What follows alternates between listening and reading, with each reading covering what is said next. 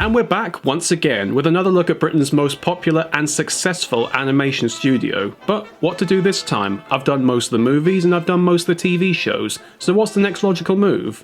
I'll tell you what. Adverts. In terms of TV commercials, Aardman have had a greater hand in such than probably their movies and TV shows catalogue combined. So it's probably about time that we paid respects to some of these great cornerstones of capitalism that Aardman have brought us so brilliantly. So for this year's Aardmay, we're taking a look at some of Aardman's adverts. Now, like previous Aardmays, we won't be looking at all of them because there's literally hundreds of them, but we will be taking a look at some of their most famous ads and some of my personal favourites, plus a little extra treat for the hell of it. So, without further ado, this is Aardmay 2020.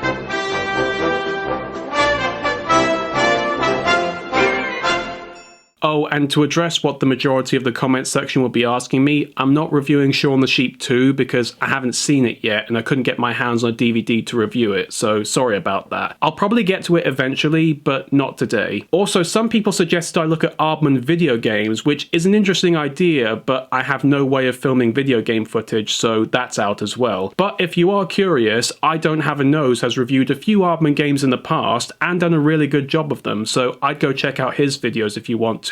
But with that out of the way, let's get into our first ad, which is probably the most well-known of all the Aardman ads.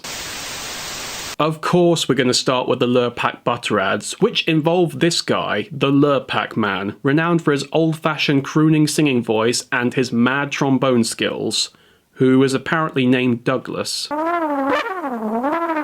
I said sophisticated. You'll get it back after the commercial, Douglas. These ads started in around 1986, making them some of the first Aardman ads ever managed, and were certainly a good example of their skills. And it was probably a good change of pace for them to make content that was only 30 seconds long per video. In stop motion terms, that's probably only a week's worth of sleepless nights. Most of these early ads had the same gag. Douglas would appear, sing a song about how good Lpac Butter is whilst venturing around the breakfast table, spreading himself out onto things that you would normally put butter on, which sounds far grosser than I think now that I say it out loud. These ads were nothing spectacular, but they were fun, creative, and the music was quite enjoyable. But eventually, much like the Go Compare ads, they went for a more self-aware ad campaign in the 2000s, in where Douglas would be harassed by the narrator, who finds him annoying and distasteful, and constantly tries to prevent him from playing his instruments.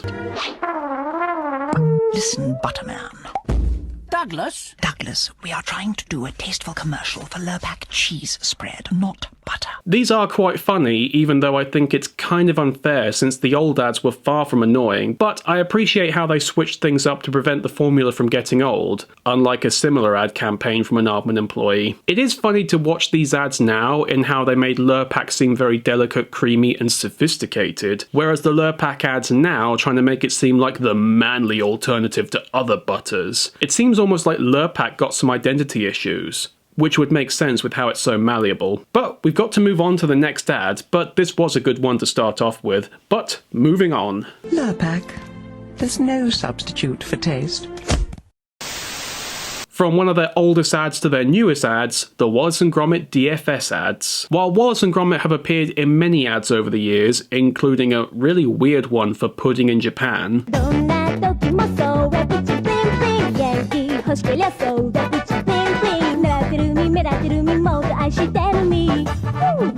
well, that was just bizarre. I didn't think sheep would enjoy gelatin-based pudding snacks. And of course they did some ads for Jacob's Crackers. I mean, that had to happen, didn't it? The ones made most recently are the ones I remember the most, mostly because it's the only time that Lady Tottington has appeared in the Wallace & Gromit franchise outside of Were-Rabbit, which is odd, but there is a reason for this. You see, beyond advertising the grand DFS sale, which is kind of redundant since DFS have had sales on since 30 minutes before the universe existed. This ad also serves as the 30th anniversary celebration of Wallace & Gromit, since it was released last year in 2019. This is kind of sad to think that the icons of both stop-motion animation and British animation have had their milestone anniversary reduced to a sofa ad, but then again, with Peter Salus no longer being with us, it would have been hard to do something more genuine with the characters. But replacing him with someone else else, and making an ad after his death just kind of feels like even more of an insult. This does bring up the question of who voices Wallace in these ads though, which it turns out to be Ben Whitehead, who has been the go-to voice for Wallace when Peter was unavailable, such as in other ads, some of the video games, and he even did voices alongside Peter in other Wallace and Gromit projects. And to be fair, he doesn't do a bad job, but he's still nowhere near as good as Peter was. Hold on a moment, your ladyship. You're gonna love this. It has a built-in foot massager. I did talk about this with Blue Artisan recently, and he told me that there's a rumour going around that Ben's actually been the voice for Wallace in everything Wallace and Gromit related for years, and Aardman's never told us about it. Which, if that's true, then it would be a massive scandal if it ever came out. Call it Crackergate or something. But like I said, it's only rumours for now. In terms of voices, Helena Bonham Carter returns as Lady Tottington and does a great job like she did in Were-Rabbit. Wonderful! How yummy! But it is odd why they brought her back. Granted, she is an entertaining character, but I think most fans were more keen on seeing Gwendolyn come back. I mean, Anne Reid is still around and acting now, so it would have been some great fan service. But for what we got, it's fine. It just seems like an odd choice of what to do to celebrate these characters' big 30-year lifespan. But it is still nice to see Aardman acknowledge this anyway. I told you this was the place to come, lad. The Grand DFS Sale. Ooh. Next, we move on to something that's more unique for Aardman, a product made by them that's more American exclusive. That being the Serta mattress ads. These ads are, like many Aardman ads, a basic but very funny premise where people buy Serta mattresses and have such ease getting to sleep because of it they don't need to count sheep anymore. So the sheep, all of whom have numbers on them, get rather fed up about that and demand to be counted, which results in many funny outcomes. Rufus! Uh-oh. Sheepdog. Hey, next time someone tells us to leave, How about we leave? What I find funny and great about these ads is how these ads actually have a better ability at integrating American accents into Aardman designs than Creature Comforts USA did, which is impressive for something that only lasts 30 seconds. But maybe that's just because the idea of bedtime sheep with a thick New York gangster accent is hilarious. Traitor. Hey, you comfortable now? These are some of the funniest ads I've ever seen, a mix of great voice acting, animation, uniquely surreal but ingenious premise, and great punchlines which just make these ads a joy to watch. Though it is weird how everyone who buys a certain mattress in these ads never seems to put a mattress cover on them. Don't they get really itchy or sweaty during the night when sleeping on them? Although then again, there is one man who probably feels that way no matter what mattress he's sleeping on. And who might that be? Come on, one. You and I are actually a lot alike. We're both in the sleep business. We both work really hard. Sure. And we both wear wool suits. Yes, that seriously just happened. And there is an explanation for it, but it's not a very good one. The most I can gather is that around 2012, Trump bought Serta and made it a part of his business empire, and insisted on being in the ads. And to be fair, these ads are still funny, it's just really awkward seeing that in them. Although Aardman isn't to be blamed for this, they were just outsourced by a company to make these ads, and they had no say in the matter. They just had to do what they were hired for. And now they probably have Trump on their list of people to say we're not into when they call on the phone. Right alongside Jeffrey Katzenberg. You'll feel the difference the moment you lie down. Serta, we make the world's best mattress. I think we need to get back to some more Britishness after we see that, and what's more British than a cup of tea?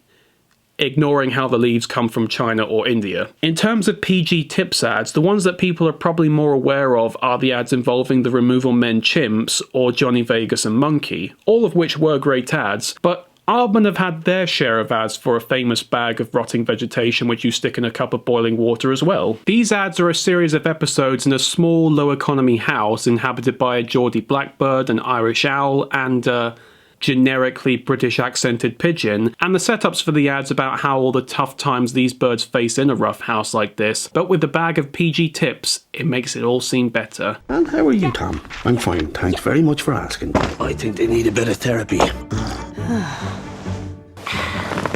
Stressful day, huh? Stressed? What? Tom, you're always so negative. Maybe you should go on holiday. Chill out. I'm not really a tea drinker. I know, a British person who doesn't drink tea, I'm an affront to nature. But I do like these ads, in how the hard times in life can be made better by just those little things that you enjoy. And these characters are a lot of fun, their voices are done superbly, and you really get a feel of what they're like even from the brief amount of time you see them. It genuinely surprises me that, much like the Meerkat ads, they didn't get their own spin-off show, because there's a lot of potential here, and Aardman are used to making shows that are only about 5 minutes length per episode, so it could have worked, but for what we got, we did get some great moments, and like many Aardman ads, they're really funny. Couldn't fit into the dress then, madam. Dress? Oh, I couldn't fit into the changing room. Cow. These ads were so popular that PG Tips even let Aardman make an ad for their 75th anniversary as a company. That's a huge ego-boosting moment when a little animation shed from Bristol gets to represent one of the oldest companies of the 20th century in an ad. I only hope I could get to do something of that level one day. Though, knowing my luck, it'll probably be for the 3-year anniversary of TikTok or something, since nowadays that seems just as significant as a 75-year run. I need a cup of something. Cheers, man.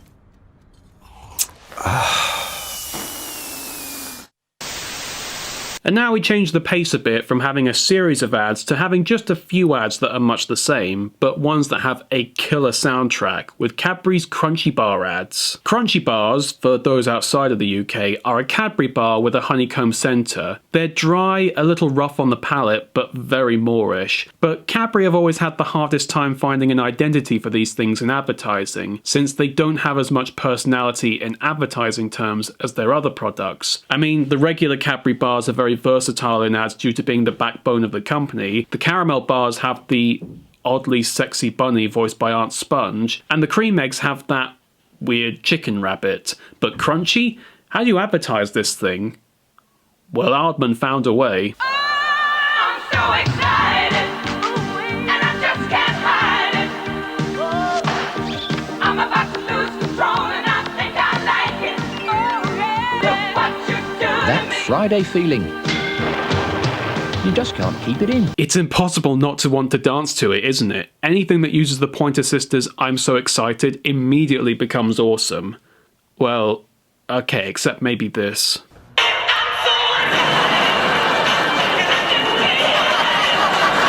These ads are so cool, which is impressive for them being so basic, especially the roller coaster one for how surprisingly epic it goes later on. And like I said, the use of the song choice just makes it so energizing and fun. Though in terms of an ad, it does kind of miss the point for me, since I certainly don't want to go out and buy one just from this ad. I want to go out and dance. Though to be fair, when I'm done, I'll probably want a Crunchy. Like I said, there were only a few of these ads made, or at least only a few that I can find, but there's still a ton of fun either way, although I don't think I'd want to eat a chocolate bar that a bunch of rabbits have been breeding in. Call me picky, but I don't find that very appealing. That Friday feeling. You just can't keep it in. And now onto another ad series that involves previous Aardman franchises, Creature Comforts, for the series of ads for Heat Electric. Yes, seriously, that's the name of the company. Took them a whole 5 seconds to come up with that one. To be honest, there's not really a lot to say about these ones. They're basically Creature Comforts, but with an ongoing theme of being for an electric company. And I like Creature Comforts, I think I made that clear in last year's Aardmay, but there's really nothing here worth talking about that's new. Everything I said about Creature Comforts last year can be applied to these ads. And that's not a bad thing at all, these ads are fine for that, and it's a good way of making the ads both entertaining and having testimonies from the real people about the product that you're selling, and some of the choices in the animals are kind of funny for the respective voices, like having the Scottish couple be pandas. Before we got the dishwasher, this place was always a mess. There used to be dishes everywhere. Yes, waiting for somebody to come and clear it away. But we never had a magic wand, but we got a dishwasher. And of course, the kids have some great interjections in the interviews. That's a good word, instantly. Yeah. Instantly controllable. It is, really. And it goes bing when it's finished.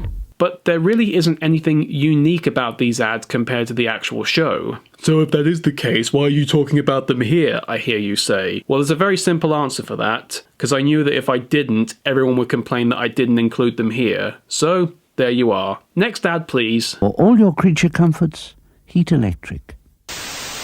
So from established characters from Aardman, we go to established characters from a cereal. These are the ads Aardman made for the classic Kellogg staple, Rice Krispies, and their iconic mascots, Snap, Crackle, and Pop. Of course, named after the noise that the cereal makes when you pour the milk in, though personally I always thought the noise sounded more like a tinkle sound. Though obviously you couldn't have a mascot called that now, could you? These ads were mostly a lot of what cereal ads in the late 90s were, justifying why they are actually healthy to eat at breakfast, since healthy food movements that went around about this time were really hammering down on just about every cereal except cornflakes. They're 99% fat-free! Ironically, much like it's invented it about people who masturbated in the 20s. But regardless, Rice Krispies had an easy time with this challenge, since while I admit I'm not a fan of the cereal, they are a really healthy cereal, especially compared to things like Frosties or Golden Nuggets, though I'd gladly eat a swimming pool of them before I even had a spoonful of Rice Krispies. But in any case, Aardman did a series of ads having Snap, Crackle and Pop explain the health benefits of the cereal while engaging in some playful slapstick. Each one is made with a single grain of rice and have vitamin D, which helps build bones and teeth. Each Kellogg's Rice Krispie is carbohydrate crammed. To help keep you going through lunch. And I have to say, the designs of these little elves really works in the Aardman animation style. I guess they really hit upon a lucky break with this one, since it's almost jarring how well these characters match with the claymation style, which is fantastic. Even the voices are spot on, with one exception. Snap and Pop's voices are perfect for what you'd imagine they sound like, but for whatever reason, Crackle is voiced by Brian Blessed. Ready? Ever seen a yogurt fly? And have vitamin D, which helps build teeth and bones. Oh, fuck. No, bollocks. Palm pilot. Sounds like a wanking machine. Why would they pick him for this role? And don't get me wrong, I love Brian Blessed. He's one of my favourite people ever. But when you look at this cute, tiny little elf creature, would you really think, let's give him the voice of a man who could literally be heard from space and swears so much that even Jack Nicholson would blush in his presence? Every time I hear Crackle speak in these ads, it sounds like he's being possessed by some kind of demon. Well, despite that little anachronism, these ads were great for the cereal, and while Crackle's voice is a bit creepy in how it doesn't fit, he's still less scary than the Honey Monster. Kellogg's Rice Krispies, much more than Snap, Crackle. And now another ad that has established Aardman characters in it, and almost feels like a response to another ad campaign, but we'll get to that in a minute. So of course, the biggest kids movie of 2000 was Aardman's own Chicken Run, since Disney's contribution to that year was Fantasia 2000, which was okay, and DreamWorks also brought us The Road to El Dorado, which was again okay, but neither were that big at the box office, especially compared to Chicken Run. Fantasia only barely made back its budget, and El Dorado didn't even break even. Disney also did release The Emperor's New Groove, which was a big hit, but still paled in comparison to how much money Chicken Run made, especially on its much smaller budget. So DreamWorks figured that Chicken Run was the more profitable movie that they released that year, and so decided to merchandise that instead, which of course included a big Burger King promotional campaign for the film, which naturally included toys, but it even included an Aardman animated TV ad, which has one of the funniest jokes I've ever seen in any ad. It's really not worth me explaining it, so just take a look.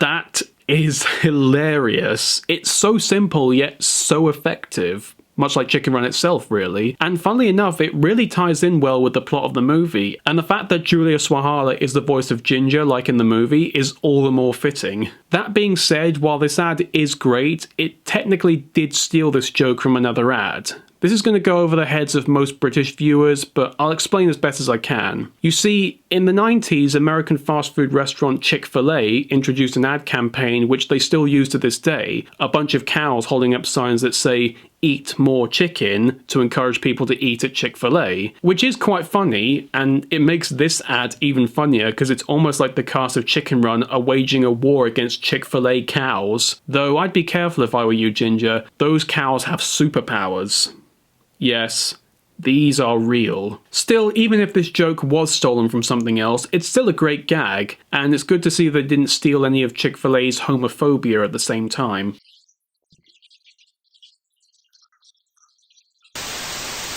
And now we move on to our last ad of the day, and the reason I picked this one is just how eerie a lot of this ad seems to have inspired a future Aardman movie. This is an ad for the human equivalent of hay bales, Weetabix, the breakfast food they advertise as making you strong. But in my experience, it'll actually make you anemic because it's so lacking in any sorts of vitamins or fats, you might as well just pour milk on some drywall. Regardless of that, all of these ads have been about how if you have your Weetabix in the morning, you'll be ready for anything, which is what this ad details, with a great little song about pirates to go along with it. There was a ship all the other pirates feared, even Black, Blue, Red and Yellowbeard. Now the captain was as rotten as they and never once thought to write to his mum. There's a ship to the west! Shivery timbers walk the plank! SOS! Swim for shore! Pieces of eight! Abandoned ship! It wasn't magic or ghostly tricks! What was it? It was down to a bowl of Weetabix! Weetabix? That's why they found no pirates aboard the Mary Celeste. For those who don't know, the Mary Celeste was an actual ship that was found mysteriously abandoned despite no signs of murder, fights or even theft. Everything on the boat was still there and undisturbed, but there was no crew whatsoever. It's one of the famous sea ghost stories and a creepy natural phenomenon that has still gone unexplained. And according to this, it's because the crew saw that the nearby ship had eaten their Weetabix. To be fair, that's still a more plausible reason than the Kraken got them. What I like about this ad is how oddly similar the sense of humour is to the Pirates movie, which wouldn't be made for almost another 20 years after this ad. It's really quite funny watching this, thinking if this is where they got the idea to do a pirate-themed animated movie came from, which goes to show that commercials really are the greatest art form of the 20th century, where they can be the inspiration to entire films. I also like this ad because its style is very different to Aardman's traditional style, and it's always great to see Aardman branching out and trying new motifs with their animation. No, not like that. They seem to do this a lot in their adverts, such as with the Chewits ads, the Hovis ad series that they did, and the Chevron ads. It shows how versatile Aardman can be, which is good, and it's also kind of sad to think that Aardman are still able to be more creative and innovative with their ads alone than Disney has been in the last 5 years. Enough with these remakes and sequels, give us something new and good for crying out loud. You're cruel, you are! Getting them all wet for nothing! But we're not quite done yet today. I decided to look at something a little extra for a treat, that being the music video for the Peter Gabriel song, Sledgehammer. Now I know that this isn't an ad, but I'll never have another chance to talk about this again, so I might as well bundle it in here. For a little establishment, Peter Gabriel is a singer who was a former member of the band Genesis, but famously left in 1975 and was replaced by Phil Collins, as he wanted to pursue a solo career, which he struggled at for years until something came along that he thought could help him. MTV. When the music video generation got into full force by 1986, pretty much every band was making a music video to get themselves onto TV, some of which have become all-time classics, some of which that have not aged particularly well, but this certainly was a grand new art form that really defined the 80s, and Peter Gabriel certainly wasn't one to go against the flow, so he decided to make a music video for his song Sledgehammer. Thankfully, since this was well into the new wave movement, the song's lyrics were very evocative, but the meaning of the song was pretty much irrelevant, which was a perfect recipe for a music video. Open up your fruitcake, you could have a fun car. And Gabriel decided to enlist the help of Aardman to make his music video.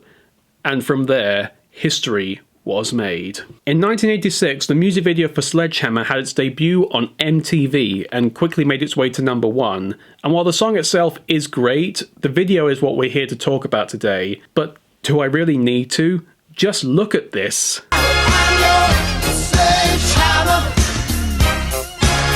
This is some of the most creative, bizarre, and unbelievably intricate stop-motion animation I've ever seen, not the least of which in how you can see Gabriel was in the stop-motion portions of the video, meaning that he had to stand still for hours on end while I took pictures of him for the purpose of this video, which must have been absolute hell, but the man pulled it off. But that's just scratching the surface on how incredible this video is. All the little things, from the real things like toy trains, fruit and frozen chickens, fans. At least I hope it was frozen. If it was raw under those lights, it would have started to smell pretty bad in that studio very quickly. The uber literal interpretation of the lyrics, the mix of claymation, real objects, still photography, stock footage, although that shot of the sperm at the beginning is a bit odd. This whole video is like a stop motion fan's dream and a stop motion animator's nightmare. This must have been ball-bustingly hard to make, and I really appreciate all the time and effort that went into making it. And it clearly paid off, since this is the most played video ever on MTV's history. Funnily enough, I wrapped this video because Gabriel really gives it his all in the performance, especially since, like I said, the stop-motion style would have made this so hard for him to do. It must have taken a week alone just to get his eyebrows to look like that.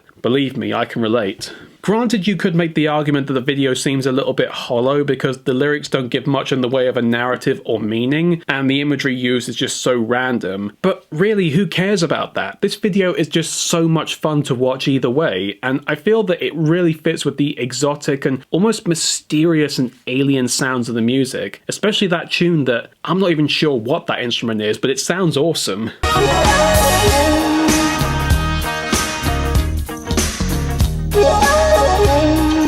If there is one thing to fault this video on, it's that near the end of the video, they kind of cheat with the stop motion effect and they just forcibly lower the frame rate, which is a cheap move, but after everything they've done through the video, I don't blame them for taking it easy and cutting some corners. This video really is one of the best things that Aardman has ever done, and really deserves to be on their pedigree shelf as one of their proudest achievements. As do all of these ads really. Aardman's kept itself going by branching out as much as it can, and for a relatively small studio, that's really quite impressive. And I hope that they continue to make more great stuff as time goes on, because I really don't know what we would do without them. And with that, that brings us to the end of this year's Aardmay. So, I will see you next time. Goodbye for now.